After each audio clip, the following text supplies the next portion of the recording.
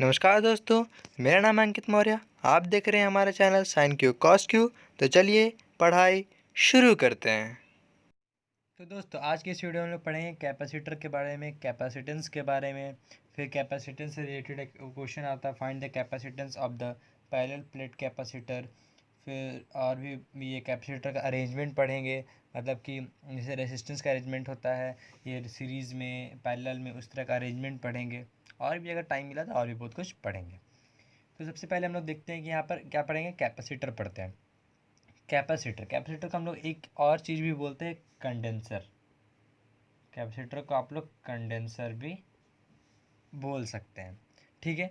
तो एक कैपेसिटर होता है ना, वो कैपेसिटर क्या है, एक टाइप का अरेंजमेंट है।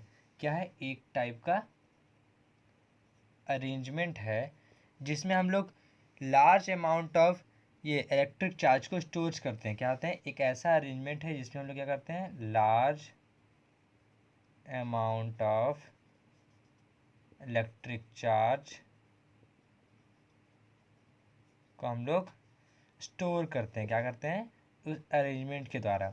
उसी को हम लोग क्या बोलते हैं, कैपेसिटर बोलते हैं। आप ये भी बोल सकते हैं कि कैपेसिटर में अगर हम लोग एक ये अरेंजमेंट में क्या कर रहे हैं, large amount of electric charge store कर रहे हैं, मतलब कि बहुत ही छोटे जगह में एक ऐसा अरेंजमेंट में हम लोग क्या कर रहे हैं, बहुत ही ज़्यादा इलेक्ट्रिकल एनर्जी को क्या कर रहे हैं, स्टोर कर रहे हैं।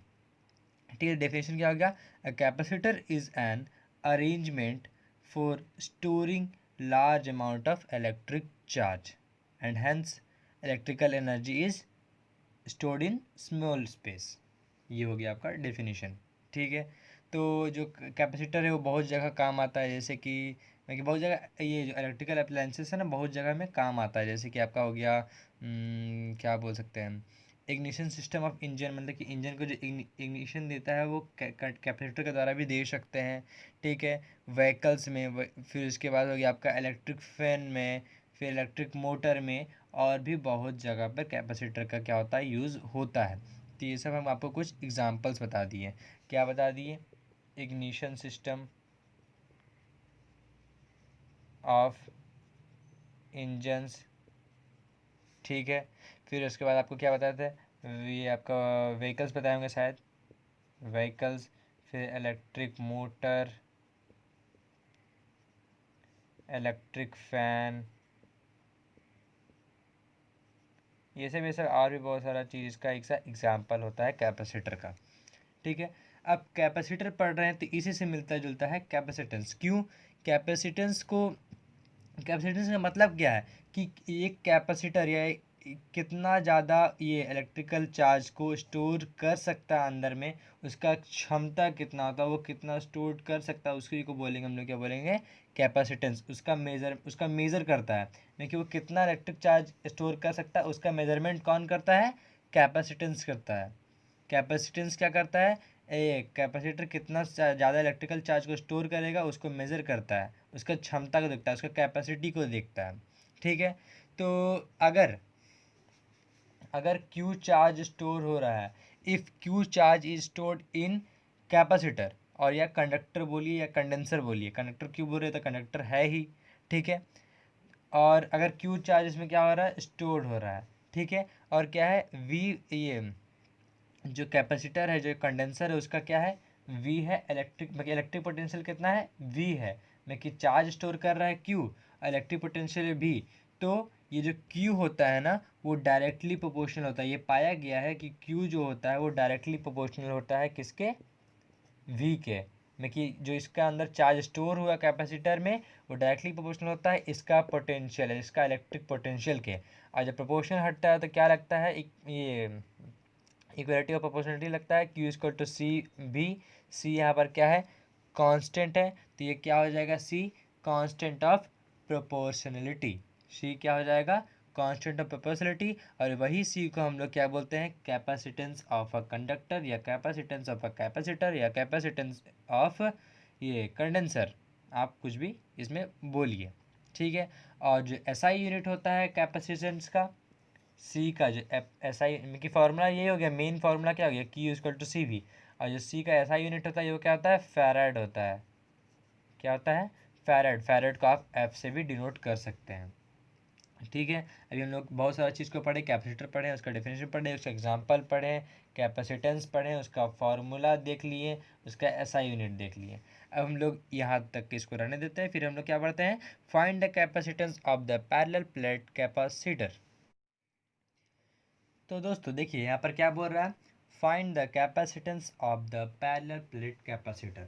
तो पैरेलल प्लेट कैपेसिटर का हम लोग क्या करते हैं, डायग्राम बना लेते हैं सबसे पहले। तो पैरेलल प्लेट बोल रहा है मतलब कि दो प्लेट को हम लोग क्या करेंगे, पैरेलली रखेंगे।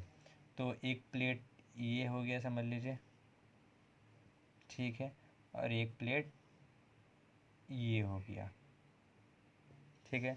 अब यहाँ पर क्या बोल रहा है, कैपेसिटर बोल रहा है, मैं कि इस प्लेट को क्या कर रहा है, कैपेसिटर का नाम दे रहा है। तो इसमें चार्ज होगा, प्लस चार्ज होगा, क्योंकि इसमें चार्ज स्टोर हो रहा है ना, इसमें चार्ज है, ठीक है। तो यहाँ प्लस चार्ज होता है, यहाँ क्या होगा, माइनस चार्ज होगा।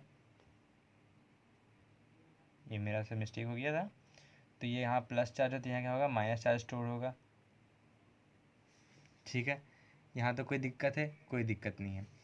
अब बीच का डिस्टेंस जो सेपरेट किए हैं ये दोनों का बीच का डिस्टेंस कितना मान ले रहे हैं हम लोग, मान ले रहे हैं डी मान ले रहे हैं, क्या मान ले रहे हैं, डी मान ले रहे हैं, ठीक है।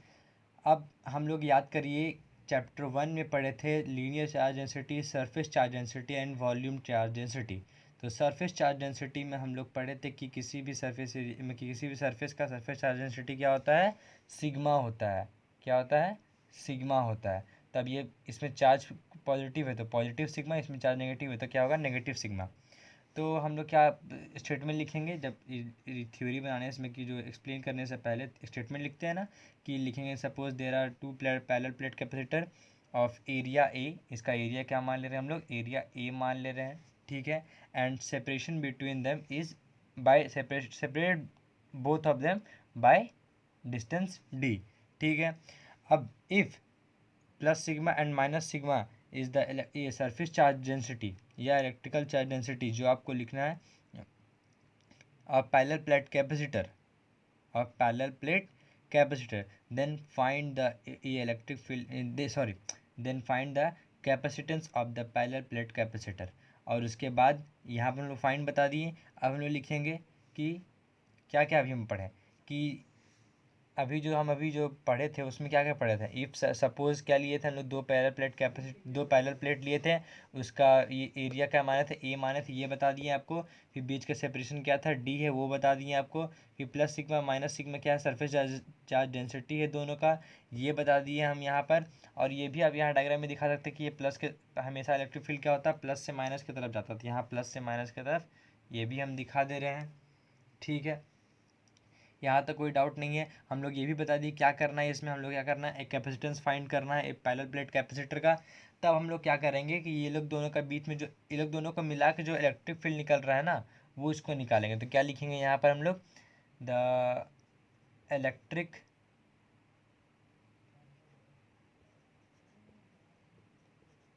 फील्ड इंटेंसिटी बिटवीन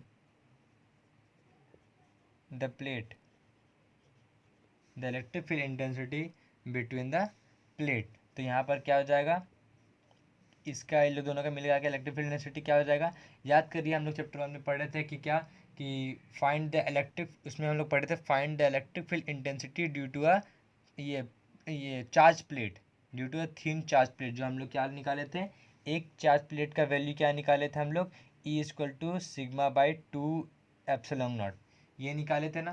तो अब यहाँ पर देखिए टोटल ई का वैल्यू क्या हो जाएगा, सिग्मा बाई 2 एप्सिलॉन नॉट, फिर यहाँ पे क्या हो जाएगा, plus sigma by 2 epsilon not. आप बोलेंगे यहाँ पर कि आप यहाँ पर माइनस सिग्मा क्यों नहीं लिए, क्योंकि एक तो माइनस है, वो बस ये प्लस और माइनस क्या किए इसका साइन बताने के लिए हम लोग वहाँ पर दिखाए हैं। क्या है, प्लस और माइनस वहाँ क्या किया हम लोग, बस एक साइन वहाँ पर उसका बताने के लिए किए, क्योंकि यहाँ पर दोनों को अरेंज किए, इसलिए एक प्लस क्योंकि एक माइनस किए। असल में जो अलग अलग इसका इलेक्ट्रिक फील्ड रहेगा तो असल में तो सबका सिग्मा ही चार्ज डेंसिटी रहेगा ना। अब वो तो डिपेंड करता है उसमें कौन सा चार्ज वो स्टोर कर रहा है, ठीक है। वो तो बस यहाँ पर इसको अरेंज करने के लिए एक पॉजिटिव लिए और एक नेगेटिव लिए, ठीक है। अब देखिए ये इसको सम करेंगे तो क्या हो जाएगा, सिग्मा बाय एप्सिलॉन नॉट आ जाएगा। इसका ई का वैल्यू आ गया। अब ई का वैल्यू आ गया तो अब जब ये लोग दोनों का बीच में ये जैसे ई निकाल दिए, अब हम लोग क्या करेंगे, ये लोग दोनों का बीच में क्या करेंगे, पोटेंशियल डिफरेंस निकालेंगे। क्या करेंगे, potential difference between the plates. तो क्या हो जाएगा, उसका वैल्यू v हो जाएगा। और v का हम लोग देखिए ed लिख सकते हैं। कैसे लिख सकते हैं, देखिए e का वैल्यू क्या होता है, के क्यू बाई आर स्क्वायर, और अगर उसमें एक d मतलब कि एक लेंथ जोड़ देंगे, मतलब कि r जोड़ देंगे, तो एक r इसको r को काट देगा। और के क्यू बाई आर किसका फॉर्मूला होता है, v का फॉर्मूला होता है ना, तो v को हम लोग ed लिख सकते हैं। ठीक है, अब हम लोग यहाँ पर ed लिख दिए, e का वैल्यू क्या आया, सिग्मा बाई एप्सिलॉन नॉट, और d यहाँ पर पुट कर दिए, क्या किए, d पुट कर दिए।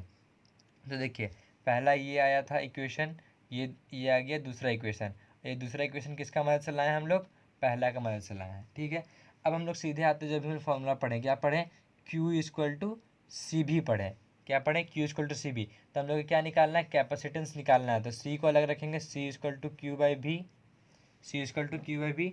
और Q को हम लोग लिख सकते हैं, देखिए C इक्वल टू क्यू का हम लोग लिख सकते हैं सिग्मा ए। कैसे, सरफेस चार्ज डेंसिटी में हम लोग ये भी पढ़े थे कि क्या होता है, देखिए यहाँ पर क्या था, sigma equal to Q by A, Q by A मतलब क्यू इंक्लोज बाई ए, ये हम लोग पढ़े थे ना, कि अगर जो सरफेस चार्ज डेंसिटी होता है उसका फॉर्मूला क्या होता है, चार्ज इंक्लोज बाई एरिया। अगर यहाँ पर आपका लैम्डा होता तो चार्ज इंक्लोज बाई लेंथ होता, मतलब कि एल होता। उसी तरह रो में भी आपका था, वेरी करता था। तो क्या होता है, क्यू इक्वल टू यहाँ पर क्या रहा है, सिग्मा इंटू ए हो जा रहा है। तो यहाँ पर क्या आ गया, सी इक्वल टू क्यू के वैल्यू में क्या आ गया, जगह में सिग्मा इंटू ए, और v का वैल्यू क्या आया है, sigma by epsilon not into D आया है। तो देखिए सिग्मा सिग्मा कट जाएगा, यहाँ पर क्या हो रहा है, सिग्मा सिग्मा कट जा रहा है ना, और ये जो ये एप्सिलॉन नॉट है वो कहाँ चल जा रहा है, ऊपर चला जा रहा है। तो c का वैल्यू क्या आ रहा है, c का वैल्यू क्या आ रहा है, epsilon not into A by D. ये हो गया आपका कैपेसिटेंस, किसका, capacitance of a parallel plate capacitor. ठीक है, यहाँ तक कोई दिक्कत है, कोई दिक्कत नहीं है। तो अब हम लोग क्या पढ़ेंगे, capacitor in series and capacitor in parallel. तो दोस्तों देखिए यहाँ पर क्या बोल रहा है, कैपेसिटर इन सीरीज, मतलब कि सबसे पहले हम क्या करते हैं, फिगर बना लेते हैं। क्या करते हैं, फिगर को याद रखिएगा, कैपेसिटर का जो ये लाइन बनता है ना, वो क्या होता है, दोनों बराबर बनता है। नहीं तो वो क्या हो जाएगा, बैटरी का साइन बन जाएगा, तो टर्मिनल का एक साइन बन जाएगा। जैसे कि अगर हम यहाँ पर ले लिए हैं 3 कैपेसिटर, ऊपर नीचे हल्का हुआ होगा हमसे, उसको थोड़ा आप अपने कॉपी में अगर बनाइएगा तो इसको सुधार लीजिएगा। ठीक है, ये हो गया आपका बैटरी। तो ये हो गया, यहाँ पर वोल्ट अलग है कुछ, यहाँ पर V1 है, यहाँ V2 है, यहाँ V3 है। ये क्या है, C1 कैपेसिटर, ये C2 कैपेसिटर, ये C3 कैपेसिटर है। ठीक है, कोई दिक्कत है, कोई दिक्कत नहीं है। अब यहाँ पर याद रखिए कि जब भी सीरीज़ में जोड़ें हम लोग किसी कैपेसिटर को, तो क्या होता है, सब में क्यू चार्ज स्टोर्ड रहता है। क्या होता है, क्यू चार्ज में कि क्यू सेम होता है, वी डिफरेंट होता है। अगर पैरेलल में जाएंगे तो उसमें क्या होगा, क्यू डिफरेंट होगा, वी सेम सेम होगा। इस तरह हम लोग आर का निकालते थे, क्या निकालते थे, रेजिस्टेंस इन सीरीज, रेजिस्टेंस, ये क्या निकालते थे, पैरेलल। तो सबसे पहले देखिए हम लोग क्या लिख देंगे, when capacitors are connected one by one in same charge of same charge stored by all capacitors, then the combination is called as series combination। इसको हम लोग क्या बोलेंगे, सीरीज कॉम्बिनेशन बोलेंगे। ठीक है, अब हम लोग क्या कर रहे हैं कि यहाँ पर बता रहे कि फिगर में क्या किए हैं, एक C1 C2 and C3 capacitor लिए हैं, जो क्या किए हैं, कनेक्टेड सीरीज में कनेक्ट किए हैं, जिसका V1 V2 एंड V3 ये इलेक्ट्रिक पोटेंशियल है। ठीक है, उसके बाद वो बता दिए। अब ये चीज़ हम लोग बता दिए। अब देखिए V1 V2 V3 सब क्या है, अलग अलग है, लेकिन क्या है, वो V के बराबर ही है, वो V के बराबर ही, वही V डिस्ट्रीब्यूट हुआ है सब में, V1 plus V2 plus V3, यही भी डिस्ट्रीब्यूट हुआ है। तो क्या लिखेंगे, V equal to V1 plus V2 plus V3, ये हो गया आपका इक्वेशन 1। ठीक है, ये क्या हो गया आपका इक्वेशन 1। अब हम लोग ये चीज़ निकाल दिए। अब हम लोग, आप एक चीज़ याद करिए, अभी फॉर्मूला पढ़े थे Q इक्वल टू सी भी, Q इक्वल टू क्या पढ़े थे, सी भी पढ़े थे। ठीक है, हम सी भी बोल के सी पे भी लिख रहे हैं, बताइए क्या ही बोले आप। तो यह चीज़ क्लियर है। तब हम लोग अगर भी निकालना हो तो क्या करेंगे, भी इक्वल टू क्या हो जाएगा, सी बाई क्यू हो जाएगा ना, v इक्वल टू क्या हो जाएगा, सी बाई क्यू।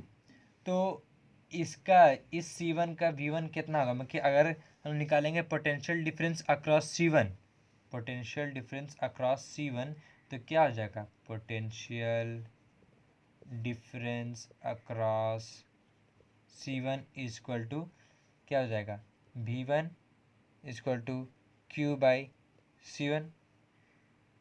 इस C1 के अक्रॉस पोटेंशियल डिफरेंस क्या हो जाएगा, V1 is equal to Q by C1।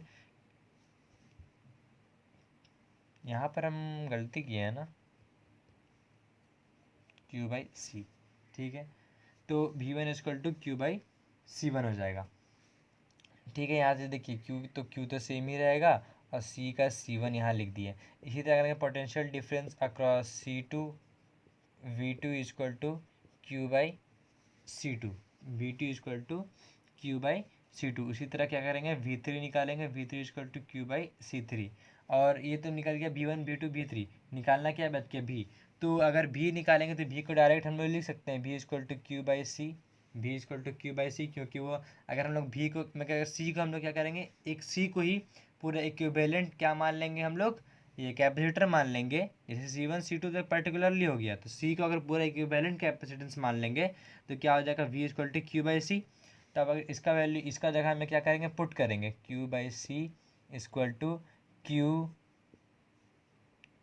By C1 plus Q by C2 plus Q by C3। तो यहाँ देखिए Q का मान आ जाएगा, Q का मान आ जाएगा तो सब चीज़ यहाँ हट जाएगा, वहाँ से Q हटेगा, यहाँ Q हटेगा, कि यहाँ से Q का मान लेके वहाँ का Q से काट देंगे। तो ये क्या बच जाएगा, 1/C equal to 1/C1 plus 1/C2 1/C3।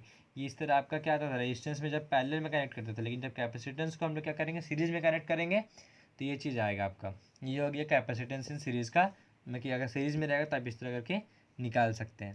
और अगर जितना कैपेसिटेंस होगा वो आगे आगे बढ़ते जाएगा 1/CN तक, 1/CN तक, ठीक है, कोई डाउट नहीं है।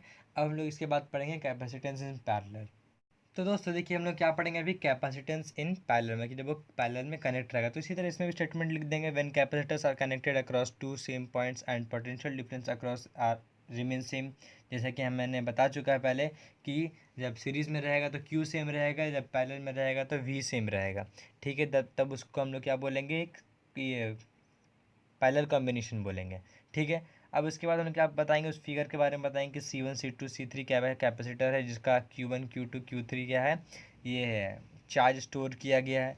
जब वो ये अगर Q1 Q2 Q3 अगर चार्ज स्टोर किया गया है तो पूरा चार्ज स्टोर का हम लोग क्या मान ले रहे हैं, Q मान ले रहे हैं, और उसका Q1 plus Q2 plus Q3 का फॉर्म में तोड़ दे, जैसे कि उसमें तोड़े थे, ठीक है। यहाँ तक क्लियर है। अब हम लोग क्या करेंगे, इसमें क्या निकाले थे, पोटेंशियल डिफरेंस अक्रॉस C1 ना, तो इसमें पोटेंशियल डिफरेंस तो सबका सेम है, तो हम लोग अभी क्या निकालेंगे, चार्ज क्या निकालेंगे हम, stored, charge stored in capacitor C1, charge stored in capacitor C1। तो क्या हो जाएगा, Q1 equal to C1 into V। क्योंकि क्या नहीं, Q इक्वल टू सी भी हम लोग पहले क्या किए हैं, पढ़े हैं, Q इक्वल टू सी भी, तो इसी का फॉर्मूला हम ये तोड़ दिए हैं। उसी से charge stored in capacitor C2 equal to Q2 equal to C2 भी, उसी तरह Q3 इक्वल टू C3 भी। और अगर हम लोग मान लेते हैं C को पूरा इक्विवेलेंट कैपेसिटेंस, मतलब कि पूरा सिस्टम का C का, पूरा सिस्टम का कैपेसिटर का क्या मान ले रहे हैं हम लोग, C मान ले रहे हैं, तब Q इक्वल टू क्या हो जाएगा, C भी हो जाएगा। अब हम लोग क्या करेंगे, इसका फार्मूला में इसको पुट कर देंगे, क्या करेंगे, इसका फार्मूला में हम लोग क्या करेंगे, यहाँ इधर लिख देते हैं Q इक्वल टू सी भी, इसका फार्मूला में क्या पुट कर देते हैं, तो सी भी इक्वल टू C1 भी प्लस C2 भी प्लस C3 भी हो गया। तब भी कॉमन आ जाएगा तो कट जाएगा, क्या बचेगा, C equal to C1 plus C2 plus C3। ये होगी आपका पैरेलल में, ठीक है। अब बिना टाइम वेस्ट किए हम लोग एक क्वेश्चन को बना लेते हैं कि कैसे इसको बनाएंगे, फिर उसके बाद हम लोग मिलेंगे अगले वीडियो में, ठीक है। तो दोस्तों देखिए आपकी स्क्रीन में क्या है, क्वेश्चन है। यहाँ पर क्वेश्चन में आपको क्या बोला है कि इफेक्टिव क्या करना है, इफेक्टिव कैपेसिटेंस निकालना है, क्या करना है, इफेक्टिव कैपेसिटेंस किसके बीच में, ए और बी का बीच में, ठीक है। तो हम लोग एक अपने मन से यहाँ पर क्या नहीं देते, सी दे देते हैं, इसको क्या मान लेते हैं, डी मान लेते हैं, मतलब कि ये भी 2 पॉइंट का बीच में आ गया, ये तो पूरा 2 पॉइंट का बीच में है ही। तो सबसे पहले जब भी इस फॉर्म में रहेगा तो आप लोग को पता है, जैसे रेजिस्टेंस में निकाले तो क्या करेंगे, ये देखिए क्या है, पैरेलल में दिख रहा है, तो इस पैरेलल को क्या करेंगे, इसका सीरीज़ में लाएंगे। क्या करेंगे, इस लाइन का सीरीज़ में लाएंगे। देखिए ये तो इसका सीरीज़ में ही है, लेकिन ये क्या हो रहा है, ये दोनों पर्टिकुलरली अपने लिए पैरेलल में है। तो ये लोग दोनों को मिला के क्या करेंगे, एक कैपेसिटेंस बना देंगे। वो एक कैपेसिटेंस क्या हो जाएगा, इसके लिए सीरीज़ में हो जाएगा। फिर क्या करेंगे लोग, सीरीज़ में निकाल देंगे। तो हम अभी क्या निकाल रहे हैं, effective capacitance between C and D, between C and D. ठीक है, तो क्या हो गया यहाँ पर, C2 प्लस C3 होगा। क्या होगा, C2 प्लस C3 है। इसका नेमिंग क्या दे रहे हैं, CD, क्योंकि CD का बीच में निकाल रहे हैं, इसलिए CD में सफिक्स में CD है। तो हम देखिए यहाँ C2 प्लस C3 क्यों किए, क्योंकि अभी हम लोग निकाले थे कि पैरेलल जब भी रहेगा तो क्या करेंगे, जितना भी कैपेसिटर रहेगा उसको क्या करेंगे, सिंपल सा जोड़ देंगे। तो C2 का वैल्यू क्या है, 2 माइक्रोफराड, और C3 का वैल्यू भी क्या है, 2 माइक्रोफराड। तो क्या हो जाएगा, 4 माइक्रोफैराड। फैराड यहाँ पर क्या है, SI यूनिट है ये कैपेसिटेंस का, और ये माइक्रो है वो क्या है, वैल्यू है 10⁻⁻⁶। ठीक है, अब हम लोग CD निकाल दिए। अब वो क्या हो गया, CD इसका लाइन में हो गया, मतलब कि C1 यहाँ हो गया, और ये हो गया आपका CD, और ये हो गया आपका C4। क्या हो गया, ये हो गया C4। अब देखिए तीनों क्या है, सीरीज़ में है। जब तीनों सीरीज़ में है तो क्या होगा, वो दोनों का 1/, में ऐड होगा, मतलब कि effective capacitance between A and B equal to 1/CAB equal to 1/C1 plus 1/CCD plus 1/C4। सबका वैल्यू बैठा दीजिएगा, फिर इसको रेसिप्रोकल कर दीजिएगा। आंसर जो में कि यहाँ तक बैठाने और सॉल्व करने के बाद जो भी आए उसको फिर रेसिप्रोकल कर दीजिएगा, वो निकल जाएगा CAB। और CAB क्या हो जाएगा, effective capacitance between A and B, जो आपका वैल्यू निकल जाएगा। तो आज के लिए बस इतना ही, तो मिलते हैं।